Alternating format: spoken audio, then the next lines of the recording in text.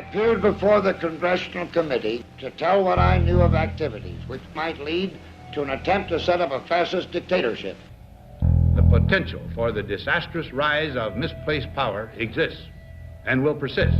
The very word secrecy is repugnant in a free and open society, and we are, as a people, inherently and historically opposed to secret societies, to secret oaths, and to secret proceedings. President Bush signed a formal agreement that will end the United States as we know it, and he took the step without approval from either the U.S. Congress or the people of the United States. The secret organizations of the world power elite are no longer secret. It's known as the Bilderberg Group. Could their objective be world domination? I'm Jim Tucker. I've chased Bilderberg for 30 years. I'll never give up the chase. Bilderberg plan for the whole world is nothing less than world government. I'm not comfortable with that at all. Who elected these guys to run the planet? They are the elitists. They feel they should run the world for their own selfish interests. Now we can see a new world coming into view. A world in which there is the very real prospect of a new world order. Bilderberg is making great progress toward a world government, and only an educated, informed public can stop them in their tracks. David Rockefeller admits in his own memoirs that he wants to destroy the United States. Right. He's a traitor. It's good to be back at the Council on Foreign Relations. As Pete mentioned, I've been a member for a long time and was actually a director for some period of time.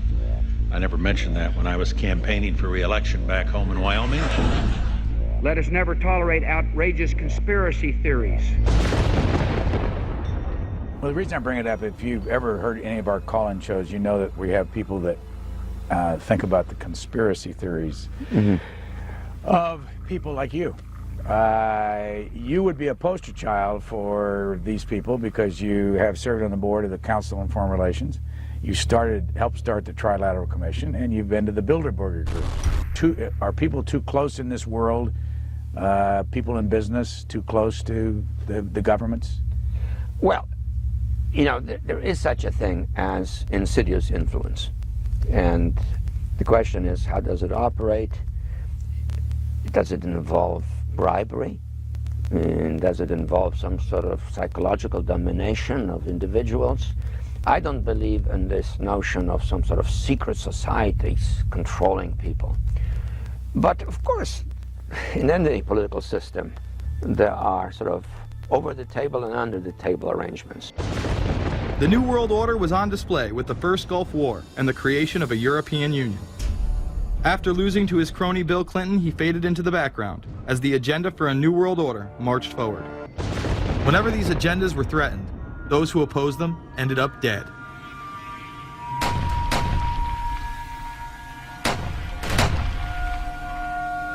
We've got some difficult days ahead, but it really doesn't matter with me now because I've been to the mountaintop.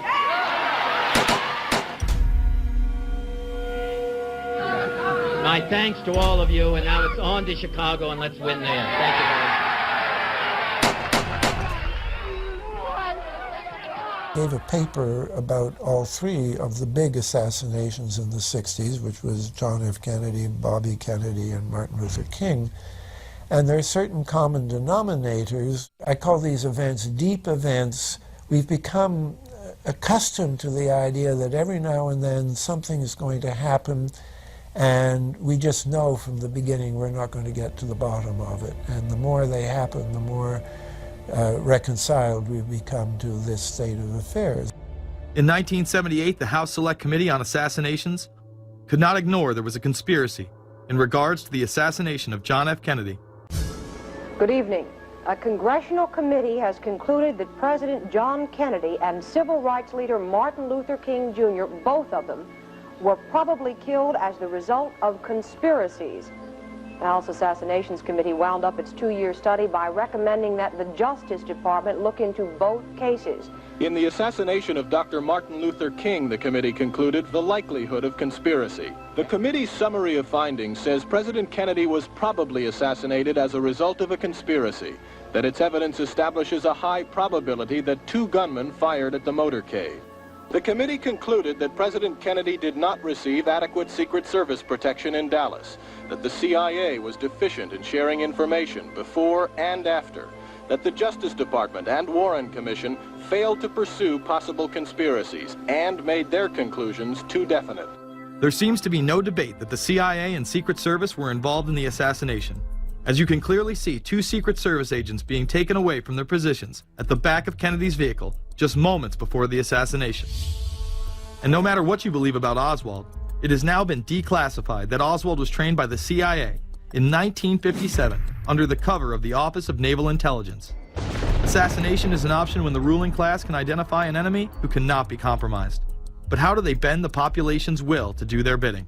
Well, a false flag operation is one in which the attacker carries the flag of someone else. It's usually a military operation, and the purpose, of course, is to create the impression that the attacker is someone else. They want to create negative public opinion against the nation whose flag was being used.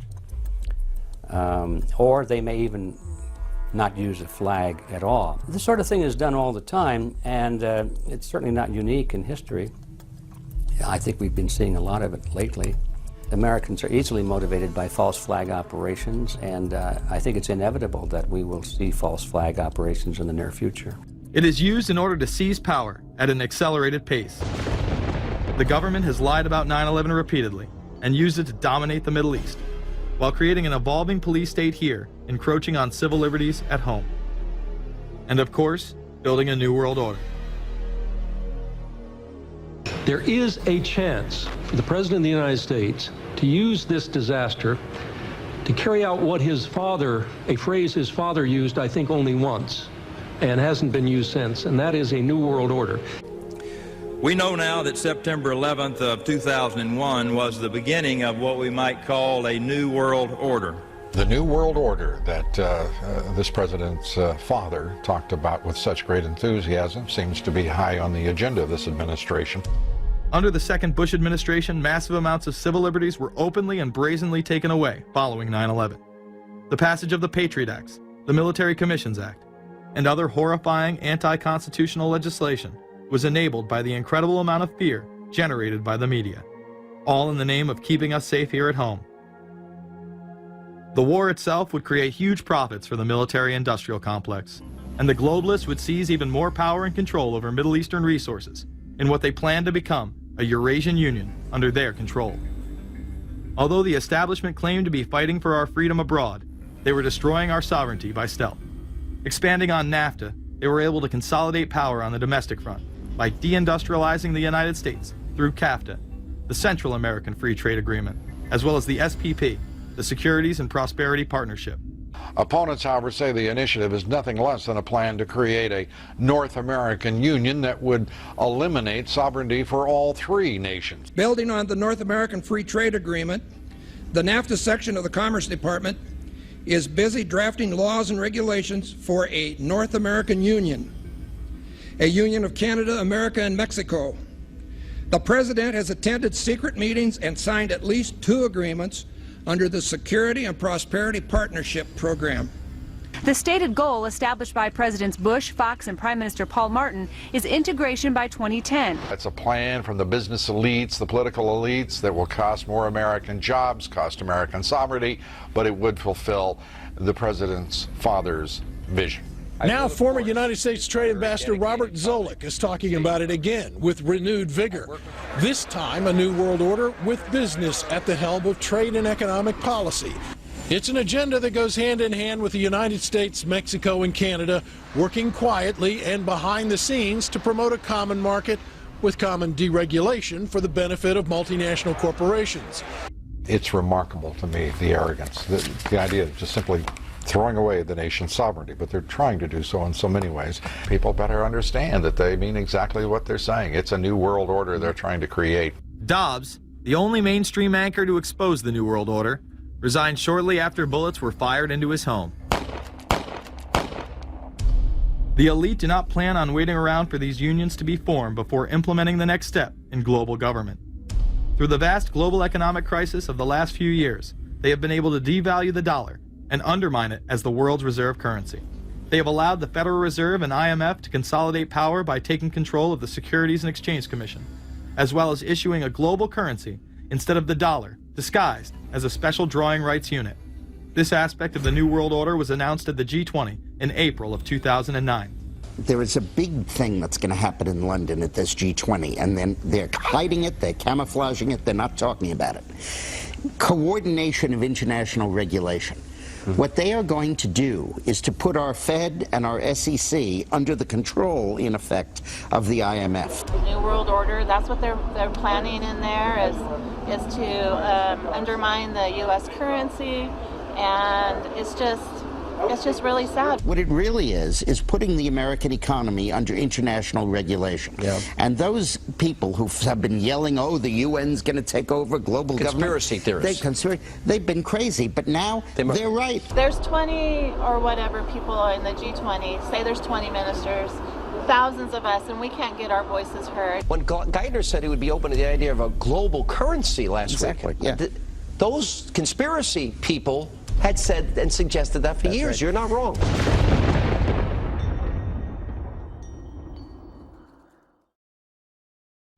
The very word secrecy is repugnant in a free and open society. And we are, as a people, inherently and historically opposed to secret societies, to secret oaths, and to secret proceedings. We decided long ago that the dangers of excessive and unwarranted concealment of pertinent facts far outweighed the dangers which are cited to justify it. Even today, there is little value in opposing the threat of a closed society by imitating its arbitrary restrictions. Even today, there is little value in ensuring the survival of our nation if our traditions do not survive with it. And there is very grave danger that an announced need for increased security will be seized upon by those anxious to expand its meaning to the very limits of official censorship and concealment. That I do not intend to permit to the extent that it's in my control. And no official of my administration, whether his rank is high or low, civilian or military, should interpret my words here tonight as an excuse to censor the news, to stifle dissent, to cover up our mistakes, or to withhold from the press and the public the facts they deserve to know. For we are opposed around the world by a monolithic and ruthless conspiracy that relies primarily on covert means for expanding its sphere of influence, on infiltration instead of invasion, on subversion instead of elections, on intimidation instead of free choice, on guerrillas by night instead of armies by day.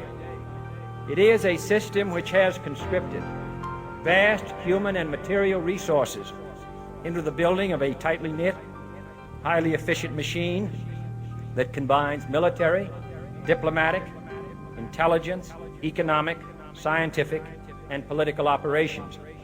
Its preparations are concealed, not published. Its mistakes are buried, not headlined. Its dissenters are silenced, not praised. No expenditure is questioned, no rumor is printed, no secret is revealed. No president should fear public scrutiny of his program, for from that scrutiny comes understanding, and from that understanding comes support or opposition, and both are necessary. I am not asking your newspapers to support an administration, but I am asking your help in the tremendous task of informing and alerting